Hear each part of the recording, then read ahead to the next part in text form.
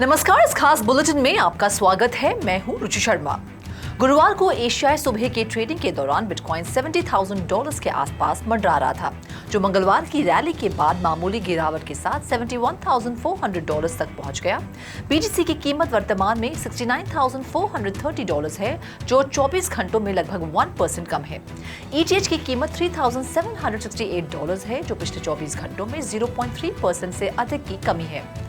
Black rock के spot bitcoin ETF में मंगलवार को $290 मिलियन से अधिक का इनफ्लो दर्ज किया गया, जो 5 अप्रैल के बाद से इसका उच्चतम एक दिवसीय आंकड़ा है और इस महीने के पिछले उच्च स्तर से लगभग 3 गुना अधिक है।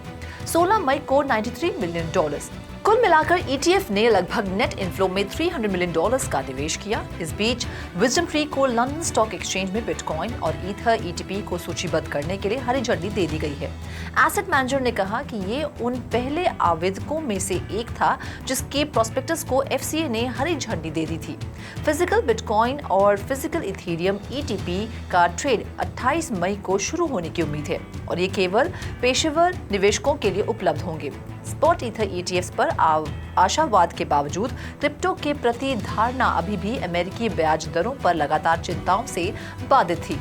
कई फेड अधिकारियों ने इस हफ्ते चेतावनी दी कि सेंट्रल बैंक को ब्याज दरों में कटौती शुरू करने से पहले इस बात पर अधिक विश्वास की आवश्यकता है कि इन्फ्लेशन कम हो रही है। बिटकॉइन के पीछे हटने से व्यापक ऑल्टकॉइन की कीमतें भी ठंडी हो गई, जबकि ट्रेडर्स बड़े पैमाने पर ऑल्टकॉइन परिसर में ईथर के प्रति पक्षपाती रहे। डॉलर में रेजिलियंस ने क्रिप्टो में किसी भी बड़े उछाल को सीमित कर दिया। सोलाना 1.6% फिसल गया, जबकि एक्सआरपी 2.3% गिर गया।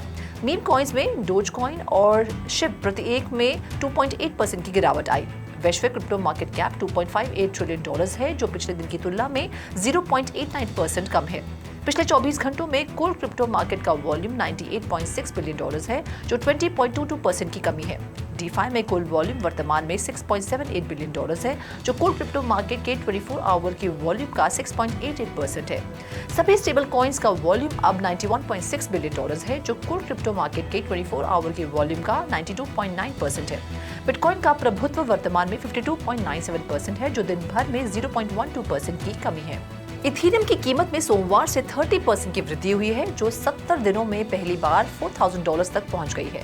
इस उछाल को स्पॉट ईथर ईटीएफ पर एसईसी के अधिक अनुकूल रुख के लिए जिम्मेदार ठहराया गया है, जिससे उनकी मंजूरी की संभावना 75% तक बढ़ गई है।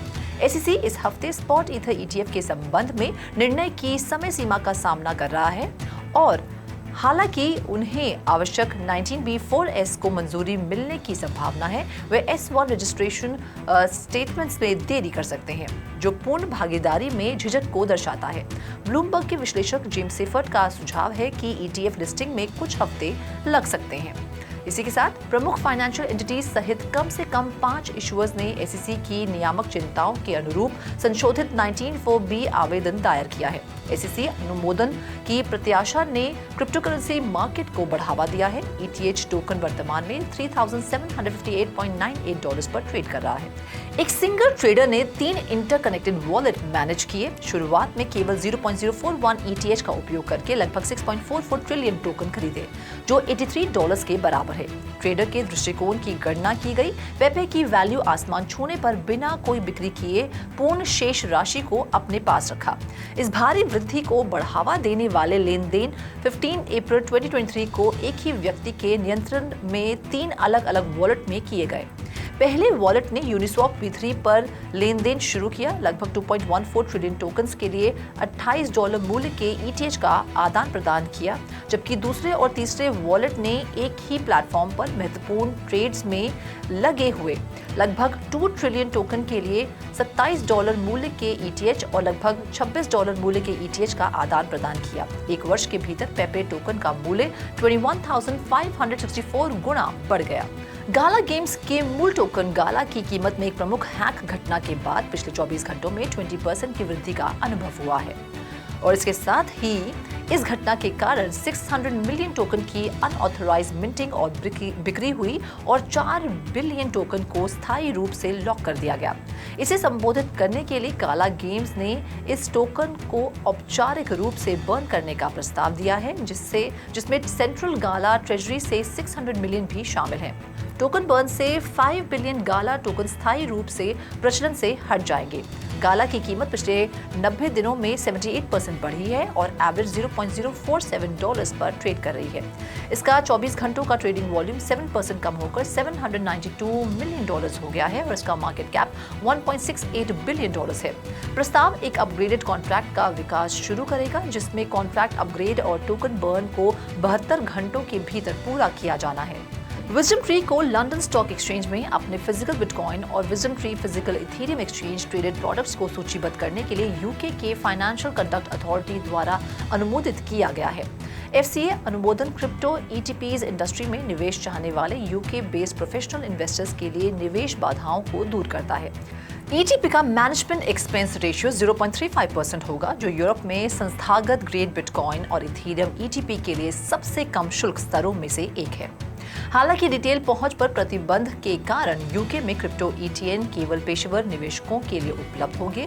क्रिप्टो यूके के एक प्रवक्ता ने LSE पर भौतिक रूप से समर्थित बिटकॉइन और ईथर ETP को सूचीबद्ध करने के लिए कुछ प्रदाताओं को FCA की मंजूरी पर संतोष व्यक्त किया, लेकिन यूके में संस्थागत और रिटेल निवेशकों दोनों के लिए अधिक क्रिप्टो संबंधित उपकरणों की आवश्यकता पर जोर दिया।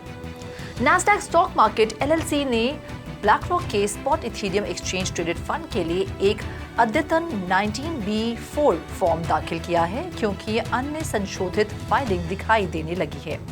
ये फाइलिंग तब आई है जब SEC ने एक्सचेंजेस को इस सप्ताह की शुरुआत में अपने 19B4S में संशोधन करने के लिए कहा था। प्रस्तावित नियम परिवर्तनों के बारे में SEC को सूचित करने के लिए फॉर्म 19B दाखिल किया जाता है और स्पॉट इथेरियम ETF के प्रभावी होने से पहले एजेंसी की मंजूरी की आवश्यकता होती है। फंड्स का कारोबार शुरू करने से पहले S1 रजिस्ट्रेशन स्टेटमेंट्स अभी भी प्रभावी होने की जरूरत है। नैस्डैक की नवीनतम फाइलिंग में स्टेकिंग के आसपास अन्य संशोधित 19B4S के समान भाषा शामिल है और इसे शामिल नहीं करने की योजना है। फाइलिंग में कहा गया है कि ट्रस्ट स्पॉन्सर, ईथर कस्टोडियन और ट्रस्ट से जुड़ा कोई भी अन्य व्यक्ति उस कार्रवाई में शामिल नहीं होगा जहां ट्रस्ट के ETH का कोई भी हिस्सा इथेरियम प्रूफ ऑफ स्टेक सत्यापन के अधीन हो जाता है या अतिरिक्त ETH अर्जित करने के लिए उपयोग किया जाता है या आय या अन्य कमाई उत्पन्न करे। क्रिप्टो करेंसी ने वैश्विक वित्तीय प्रणालियों में रेजिलियंस और इंटीग्रेशन का प्रदर्शन किया है। 2024 में पहले स्थान पर बिटकॉइन ETF को अमेरिका की मंजूरी के साथ निवेशकों के निवेश में उल्लेखनीय वृद्धि हुई है।